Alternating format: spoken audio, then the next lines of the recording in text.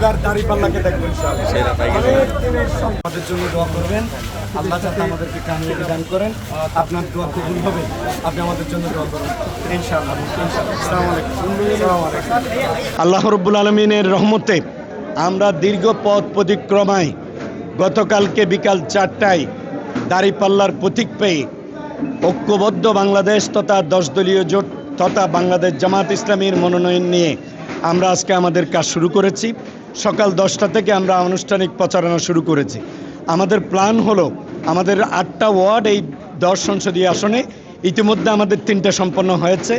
3টা থেকে 8টার মধ্যে বাকি 5টা ওয়ার্ডও আমরা ইনশাল্লাহ আজকে সময় দেব এবং সময় দেওয়ার মাধ্যমে আমাদের আনুষ্ঠানিক প্রচারণার কার্যক্রম শুরু করব।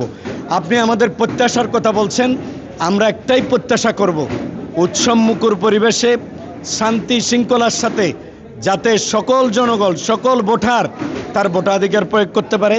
এবং চট্টগ্রাম 10 আসন আপনি জানেন চট্টগ্রাম সিটি কর্পোরেশনের হৃৎপিণ্ডের মতো এই 10 আসনের অনেকগুলো সমস্যার মধ্যে আমরা দেখি জলাবদ্ধতা সমস্যা, মাদক সমস্যা, কিশোর গ্যাং সমস্যা এবং রাস্তাঘাটের অপরিকল্পিত নগরায়নের ফলে আমাদের বিভিন্ন যেই অসুবিধাগুলো দুর্ভোগগুলো হচ্ছে